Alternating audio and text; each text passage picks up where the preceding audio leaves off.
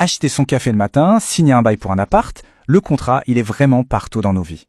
Mais au fond, qu'est-ce qui lui donne cette force, ce côté quasi sacré? Dans ce décryptage, on va faire un truc un peu différent. On va le construire ensemble, brique par brique, pour voir ce qui fait qu'un accord tient la route. Alors, on commence par une question qui a l'air toute simple. Une promesse, un contrat, c'est quoi la vraie différence? On fait des promesses tout le temps, non? Mais pourquoi est-ce que certaines, elles ont la même force qu'une loi? Tout est une question de structure, de plan. Et c'est ce plan qu'on va décortiquer ensemble. Bon, comme pour n'importe quelle construction, tout part des fondations. Sans des bases solides, tout s'écroule. Pour le contrat, sa fondation, c'est sa définition. Alors c'est quoi, un contrat? D'où est-ce qu'il tire toute sa puissance? En fait, à la base de tout, c'est hyper simple. C'est juste un accord de volonté. C'est la rencontre entre deux ou plusieurs intentions qui s'alignent parfaitement. Pensez-y, une personne veut vendre une voiture, une autre veut l'acheter au prix proposé. Hop, les volontés se croisent. Et c'est ce croisement, ce oui mutuel, qui est l'étincelle de départ. Et bien sûr, le droit vient mettre des mots très précis sur cette idée. Voilà la définition officielle, celle de l'article 1101 du Code civil. Et c'est là qu'on voit toute la magie, si on peut dire. Ce simple accord devient un outil juridique hyper puissant. Il peut créer des obligations, les changer, les transmettre et même les faire disparaître. Ah, et là, attention, cet article 1103, c'est vraiment le cœur du réacteur. Les contrats légalement formés tiennent lieu de loi à ceux qui les ont faits. C'est énorme ce que ça veut dire. En gros, une fois que le contrat est valide, pour les personnes qui l'ont signé, il a la même force qu'une loi votée au Parlement. Carrément. C'est pour ça qu'il faut absolument comprendre comment ça se construit.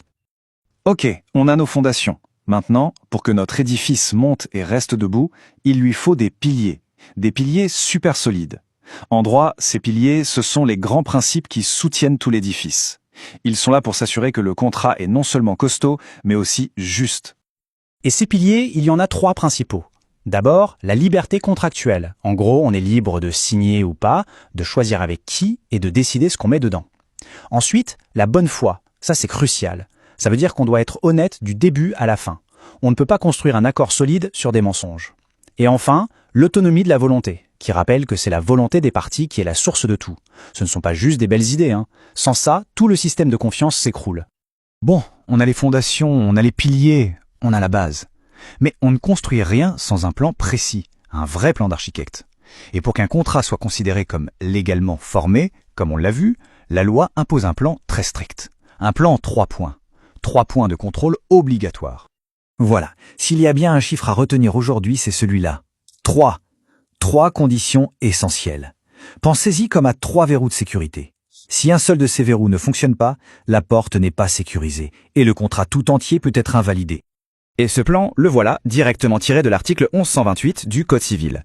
Numéro 1, le consentement. Il doit être libre, sans qu'on ait un pistolet sur la tempe, et éclairé, c'est-à-dire en connaissance de cause. Numéro 2, la capacité. Il faut que les personnes qui signent aient le droit de le faire. Et numéro 3, le contenu. Ce sur quoi on s'accorde doit être légal et suffisamment clair. Si un seul de ces 3 points n'est pas respecté, c'est tout le bâtiment qui menace de s'effondrer. Justement, parlons-en. Qu'est-ce qui se passe quand le plan n'est pas suivi à la lettre? Quand il y a des malfaçons. C'est là qu'on passe en mode expert en bâtiment pour repérer les défauts de construction, parce que la moindre fissure peut avoir des conséquences énormes. Et souvent, la fissure la plus grave, elle se trouve au niveau du consentement. On dit qu'il peut être vicié, c'est-à-dire en gros qu'il est pourri à la base.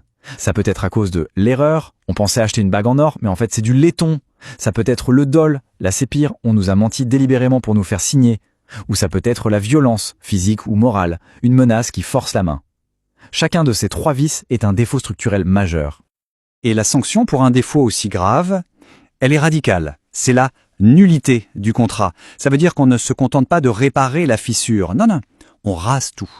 Le contrat est considéré comme n'ayant jamais existé. On appuie sur le bouton de démolition.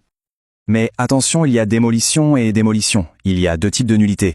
La nullité relative, c'est pour protéger une personne en particulier. Par exemple, la personne qui a été trompée, c'est elle et seulement elle qui peut demander la démolition. Et puis il y a la nullité absolue. Là, c'est beaucoup plus grave. C'est quand le contrat menace l'intérêt général de toute la société. Dans ce cas, n'importe qui peut demander la démolition parce que c'est une question d'ordre public.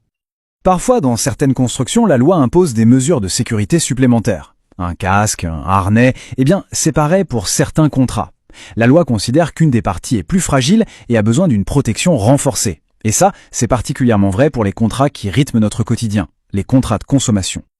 Le truc avec le contrat de consommation, c'est qu'il y a un déséquilibre de base. D'un côté, il y a un professionnel, dont c'est le métier, qui connaît son produit sur le bout des doigts. Et de l'autre, le consommateur. Pour essayer de rééquilibrer les choses, le droit impose aux pros des devoirs beaucoup plus stricts, notamment un devoir d'information.